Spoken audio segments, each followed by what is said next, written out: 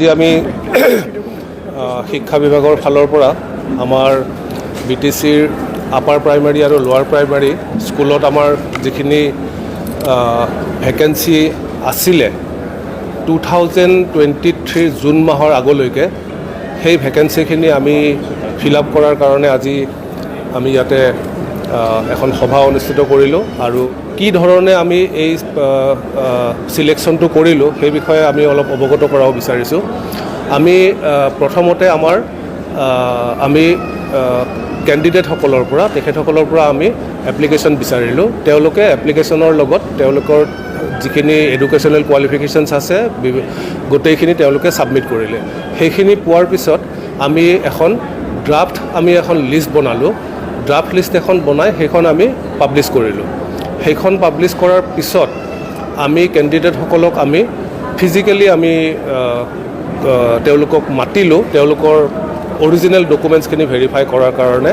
আৰু original documents ভেৰিফিকেশ্যনৰ সময়ত কিছু যদি আখুৱাস আছিলে সেই আখুৱাসখিনি দূৰ কৰি পেলাই তেখেতসকলৰ গোটেই ডকুমেণ্টছখিনি তেওঁলোকৰ যি আমাক তেখেতসকলৰ শিক্ষাগত অৰ্হতাৰ প্ৰমাণপত্ৰকে ধৰি যিখিনি দিছিলে গোটেইখিনি আমি চালি জাৰি পুংখানুপুংখভাৱে চালি জাৰি চাই আমি ফাইনেল আমি এটা লিষ্ট এটা বনালোঁ।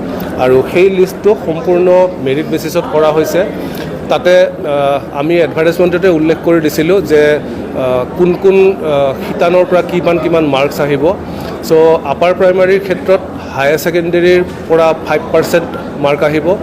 তাৰপিছত আহিলে DLEDৰ পৰা 5%, তাৰপিছত ডিগ্ৰীৰ পৰা 5% আৰু 5% মাৰ্ক ৰখা হৈছিলে এক্সট্ৰা কাৰিকুলাৰ এক্টিভিটিছৰ কাৰণে। কাৰোবাৰ যদি NCC-C আছে বা NCC-B আছে বা কোনোবাই যদি ষ্টেট লেভেলত স্পৰ্টছত ৰিপ্ৰেজেণ্ট কৰিছে বা কালচাৰত ৰিপ্ৰেজেণ্ট কৰিছে, গতিকে তেনেকুৱা ধৰণৰ এক্সট্ৰা কাৰিকুলাৰ এক্টিভিটি যাৰ তাতে 5% দিয়া হ'ল। গতিকে তাতে 20% গ'ল আৰু 20% টেটৰ পৰা আহিলে, 80% টেটৰ পৰা আহিলে। চ' 100% হৈ গ'ল। তো এতিয়া এজন কেণ্ডিডেটৰ তেখেতৰ হায়াৰ ছেকেণ্ডেৰীত যিমান মাৰ্ক পালে তাৰে 5% আমি উলিয়ালোঁ। তেওঁৰ ডিগ্ৰীত যিমান পাইছিলে তাৰে 5% উলিয়ালোঁ। তেওঁৰ DLEDত যিমান আছিলে তাৰে 5% ল'লোঁ। এক্সট্ৰা কাৰিকুলাৰ যদি আছে 5% পাব, যদি নাই তেতিয়াহ'লে তাতে একো নাপায়। আৰু তাৰপিছত 80% টেটৰ পৰা, গতিকে 100 হৈ গ'ল। 100ৰ ভিতৰত তেখেতৰ এইখিনি যোগ কৰাৰ পিছত যিটো হ'ল সেইমতে আমি দি দিলোঁ। তেনেকৈ আমি মেৰিট লিষ্টখন বনাইছোঁ। তাৰপিছত আমি যেতিয়া মূল মেৰিট লিষ্টখন বনোৱাৰ পিছত আমাৰ কিছুমান নীতি নিৰ্দেশনা আছে সেই চৰকাৰৰ ফালৰ পৰা। সেই নীতি নিৰ্দেশনাখিনিৰ মতে প্ৰথমতে আমি কি কৰিলোঁ, আমাৰ যিসকল কেণ্ডিডেটে নেশ্যনেল ইনষ্টিটিউট অফ অ'পেন স্কুলৰ পৰা DLED ডিগ্ৰী কৰিছিলে, সেই DLED ডিগ্ৰী কৰা কেণ্ডিডেটখিনিক আমি বাদ দি দিলোঁ। কাৰণ কিয়, সুপ্ৰিম কোৰ্টৰ এটা নিৰ্দেশনা মতে আসাম গভৰ্ণমেণ্টে এখন নটিচ উলিয়াইছিলে। তাতে ক্লিয়াৰলি লিখা আছিলে যে সুপ্ৰিম কোৰ্টৰ অৰ্ডাৰ মতে নেশ্যনেল ইনষ্টিটিউট অফ অ'পেন স্কুলৰ পৰা যদি কোনোবাই DLED ডিগ্ৰী কৰিছে সেই DLED ডিগ্ৰীটো গ্ৰহণযোগ্য নহয়। গতিকে আমাৰ যেতিয়া আমি ফাইনেল কৰিবলৈ গ'লোঁ তেতিয়া সেইটো এটা ক্ৰাইটেৰিয়াত আমাৰ কিছুমান কেণ্ডিডেট বাদ পৰি গ'ল। তাৰপিছত আমাৰ কিছুমান কেণ্ডিডেট আৰু মেৰিট লিষ্টৰ পৰা ওলাই গ'ল, যাৰ আপোনাৰ মেট্ৰিকৰ তেখেতৰ যিটো MILৰ যিটো তেওঁৰ ছাবজেক্ট আছিলে আৰু টেটৰ তেখেতৰ যিটো লেংগুৱেজ পেপাৰ আছিলে, সেই দুটাত যদি মিল নাই তেতিয়াহ'লে সেই কেণ্ডিডেটকো তেওঁলোককো আমি বাহিৰত ৰাখি দিছোঁ। তো উদাহৰণস্বৰূপে ছাপ'জ এজন কেণ্ডিডেটে যদি তেখেতে অসমীয়াত যদি তেখেতে মেট্ৰিকত তেখেতৰ MIL পেপাৰ আছিলে, কিন্তু তেওঁ যদি টেটত যদি তেখেতৰ আকৌ সেইখনত অসমীয়া পেপাৰখন যদি নাই, তেতিয়াহ'লে তেওঁ বেলেগ এখন যদি পেপাৰ লৈছিলে তেতিয়া সেই কেণ্ডিডেটজনকো আমি আঁতৰাই দিছোঁ। তাৰ উপৰি আৰু আমি যিসকল কেণ্ডিডেটে পাছ কৰিছে, মানে ফাইনেল ইয়াৰত এপিয়াৰিং কেণ্ডিডেটকো আমি কনচিডাৰ কৰা নাই। আৰু যদি কোনোবা আপোনাৰ এক্সিষ্টিং টিচাৰে যদি কাম কৰি আছে তেওঁলোককো আমি কনচিডাৰ কৰা নাই। এনেকুৱা ধৰণৰ আমাৰ কিছুমান ক্ৰাইটেৰিয়া আছে। কিন্তু মূল আমাৰ ক্ৰাইটেৰিয়াটোত আমাৰ বাদ পৰাৰ 1 নম্বৰ ক্ৰাইটেৰিয়া আছে DLED ডিগ্ৰী ফ্ৰম NIOS।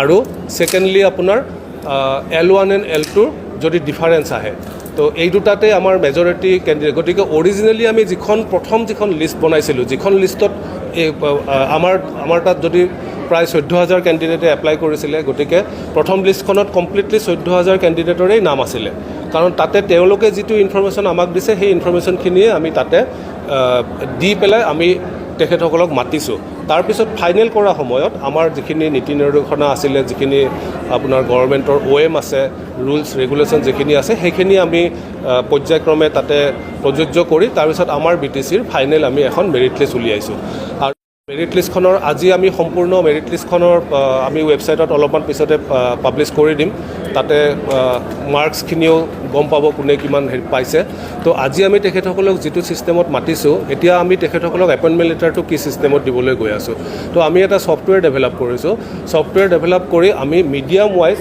আমাৰ কোন স্কুল ভেকেণ্ট আছে তাৰে লিষ্ট আমি অলৰেডি বাহিৰত মাৰি দিছোঁ কেণ্ডিডেটজনে আহি আমি কৈছোঁ যে আপুনি আপোনাৰ চইচৰ 5খন স্কুলৰ নাম আমাক দিয়ক আৰু আপোনাৰ মেৰিট বেচিছত আমি এজনকে মাতি থাকিম গতিকে প্ৰথম কেণ্ডিডেটজন আহিলে তেখেতে 5খন স্কুলৰ ভিতৰত যদি 1 নম্বৰ স্কুলখন যদি আছে মানে কোনেও যদি লোৱা নাই তেতিয়াহ'লে তেওঁ 1 নম্বৰ স্কুলখন পাই গ'ল তেওঁ নিজৰ চইচৰ স্কুলখন পাই গৈছে গতিকে কি হ'ব মেৰিটত ওপৰত থকা কেণ্ডিডেটকেইজনে নিজৰ চইচৰ স্কুল পাব কিন্তু যেতিয়া তললৈ আহি থাকিব আমাৰ স্কুলো নোহোৱা হৈ গৈ থাকিব কাৰণ আমাৰ ছিষ্টেমটো তেনেকুৱা আছে এখন স্কুল এজন কেণ্ডিডেটে লোৱাৰ লগে লগে ছিষ্টেমৰ পৰা সেই স্কুলখন আঁতৰি যাব সেই স্কুলখন আৰু ছেকেণ্ড টাইম শ্ব' নহয় গতিকে ইয়াতে সম্পূৰ্ণ এই প্ৰক্ৰিয়াৰে আজি আমি তেখেতসকলক এপইণ্টমেণ্ট লেটাৰখন দিয়াৰ ব্যৱস্থা কৰিছোঁ আৰু আমাৰ এই গোটেই প্ৰক্ৰিয়াটোত আমাৰ BTC চৰকাৰৰ ফালৰ পৰা এখন কমিটি বনাই দিয়া আছিলে কমিটিত আমাৰ গোটেই কমিটিৰ মেম্বাৰসকলো আছে ইয়াতে গতিকে মই আমাৰ কমিটিৰ মেম্বাৰসকলকো অনুৰোধ কৰিম আপোনালোকেও কিছু হেৰি আৰু দাঙি ধৰিব পাৰিব ধন্যবাদ